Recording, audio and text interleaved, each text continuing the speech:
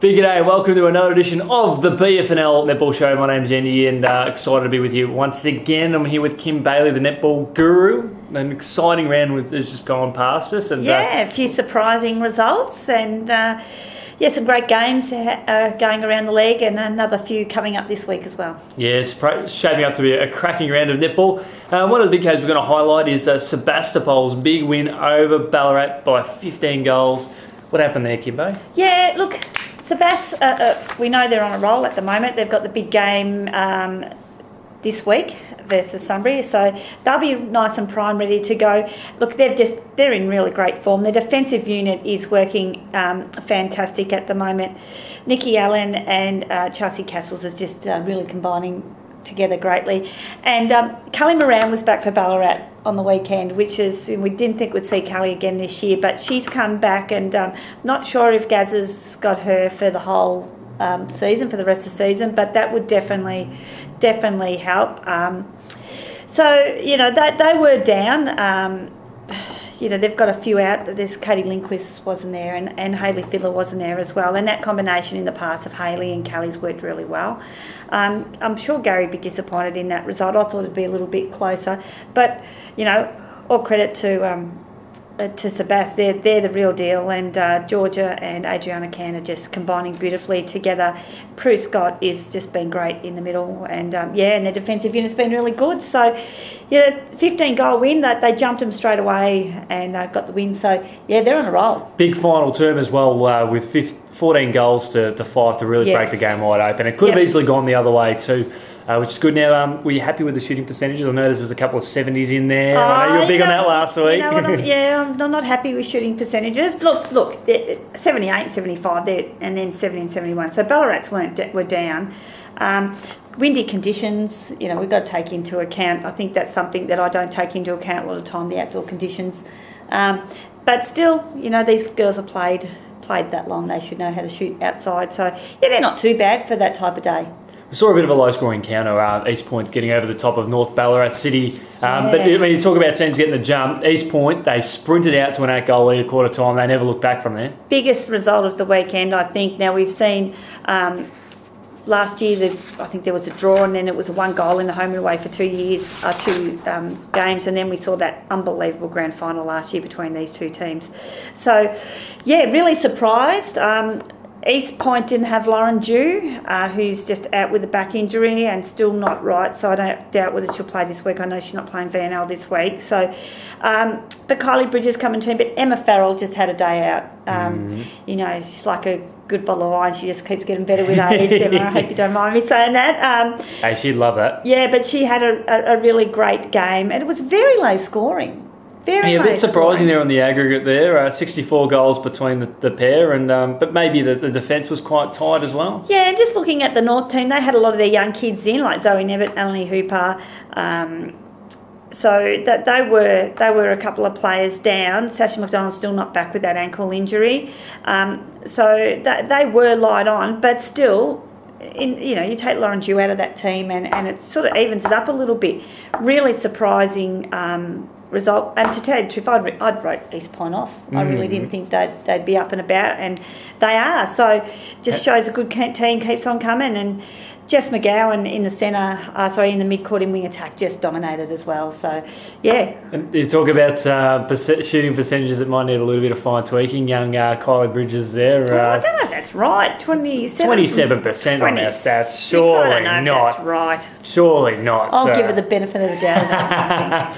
We'll write that one off. We'll put it down as it didn't happen, and it should be back. This could be a quarter percentage. No, it's not, because it's 28 from 43, 66%. There we go. But Emma is, Emma's a nice feeding goaler as well. So she was out at shooter and goal attack, so had to run a little bit. So, interesting result, and it just opens the competition wide up again. Well, East Point is straight back into the hunt now. They've got 3 W's on the board, and they're climbing. They're in the top 6 now, and they're looking pretty good. Yeah, the ladder's really interesting. Like, who would have thought we'd see Lakers and East both out of the top 6 at this stage?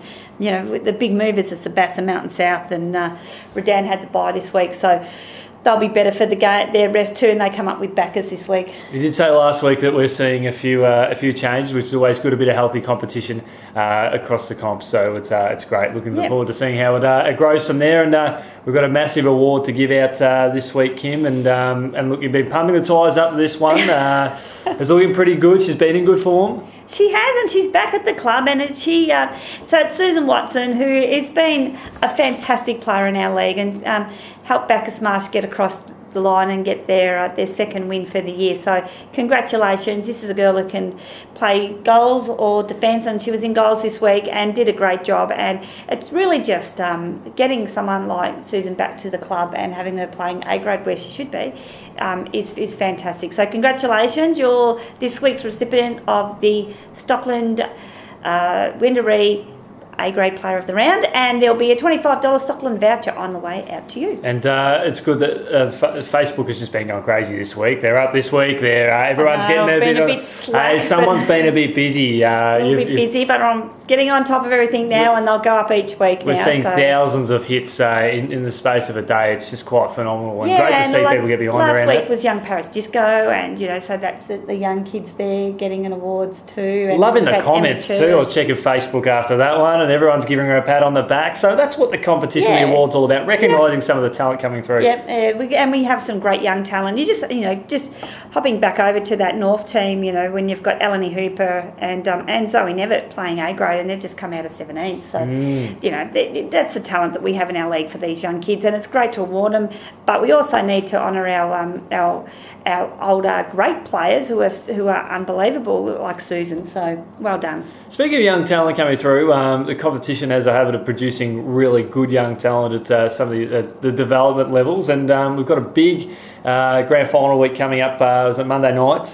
We've got some of our young stars shooting for gold at the Barwon Championships. Yeah, this is most probably one of the biggest weeks we have this year for our elite talent squad, under 13s, 15s and 17s.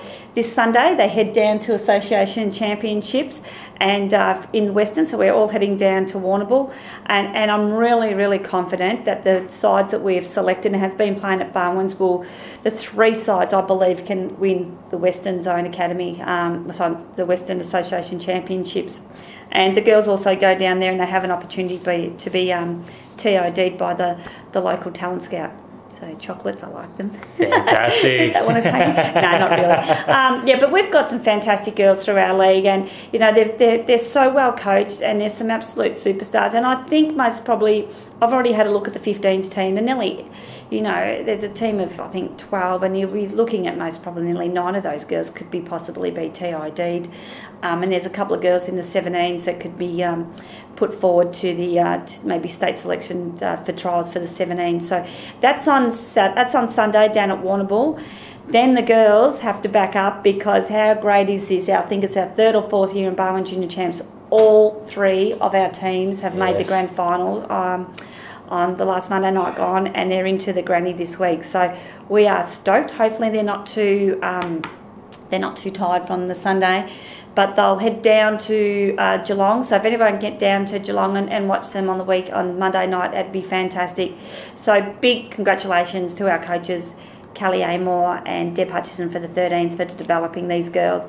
Prue Douglas, who has just done a magic job with those 15 girls, and then Talia Holloway-Roden and Georgia Can for the 17s. You girls have been amazing. These girls love you, and I'm sure that they won't let you down, and they'll bring home the victory. So we're really excited. So, this is what we're talking about, seeing these young girls in these teams. They'll come through and play our senior A grade.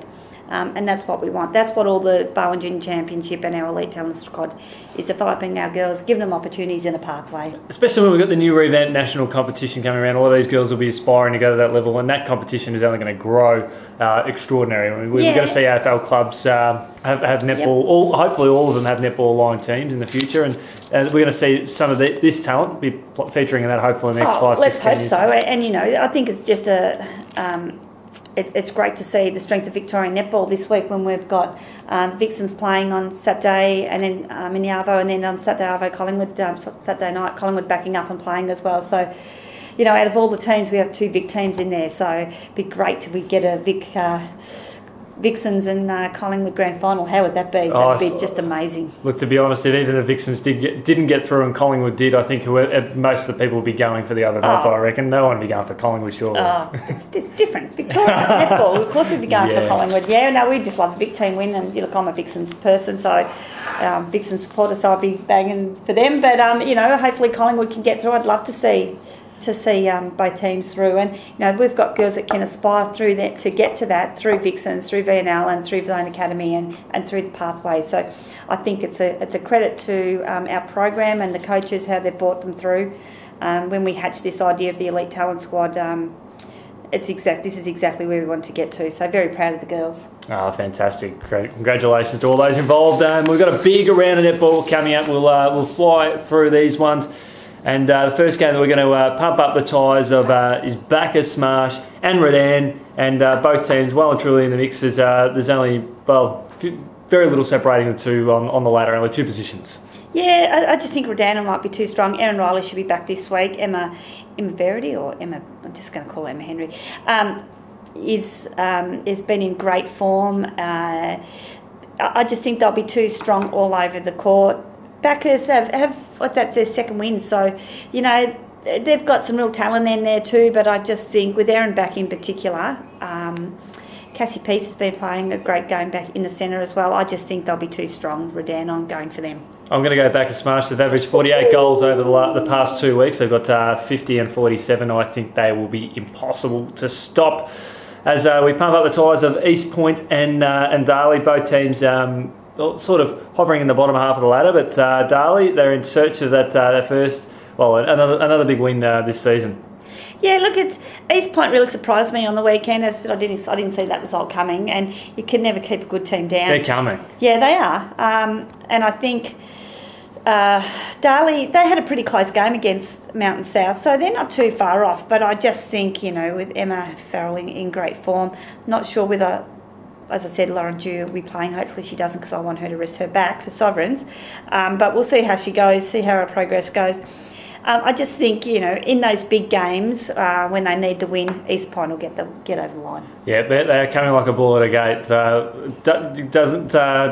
Doesn't take much to keep a good team down. As we look at Lake Windaree in North Ballarat City, Lake Windaree had a big loss to Sunbury on the weekend, but they need to get some confidence up. Yeah, look, they'd be really disappointed, and I just don't know. Look, as we said, Mel Allen is out. I don't know if she's going to play again. They've had a bit of a different structure in their look of the team. North really surprised with that loss, and I can't see them dropping another game. They're blooding their kids through too. Laura McDonald's back into the team, and she'll make she played on the weekend, but I think Sash is only a couple of weeks off. But you look on form. I think what if North only lost a couple of games? So they're firmly entrenched in the top three. I'm going to head to North. Yeah, I think that they'll bounce back from last week's loss, and look, it was a tough game, and they'll fire away. Mountain South versus Ballarat.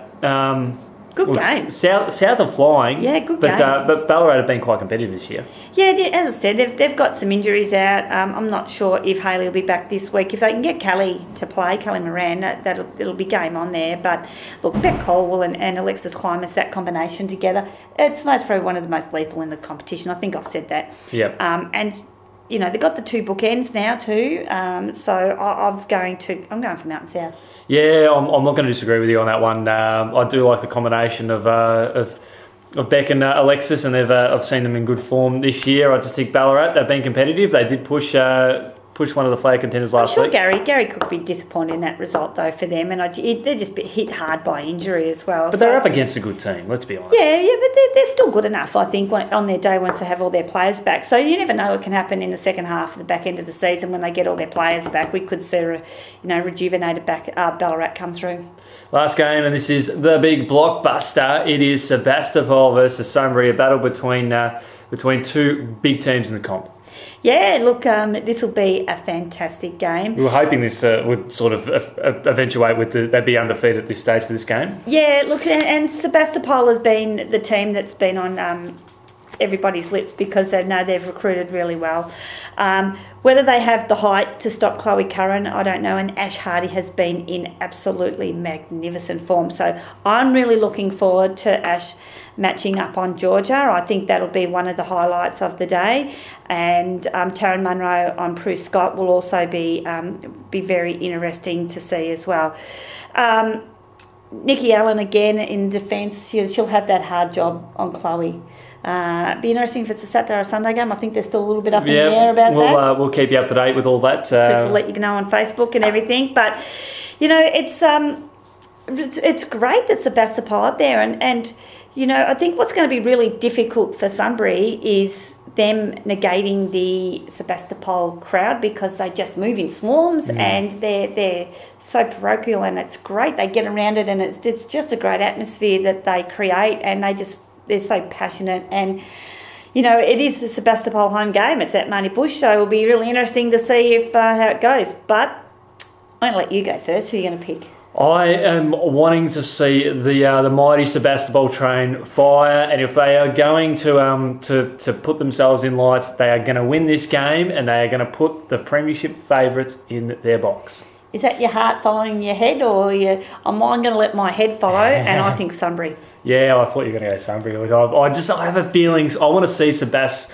set themselves up here, because if they knock over a team like Sunbury, then they are the real deal. Yeah. Look, I think they're the real deal anyway, but I just think Sunbury's strength through the mid-court in particular. Monique Clark in defence has been playing extremely well. She's another tall timber, so she'll match up against Adriana most probably. So I think that'll be another good contest in Ali Randall. So you just keep peeling off these absolute superstars, all VNL players and everything. But then again, good country netballers.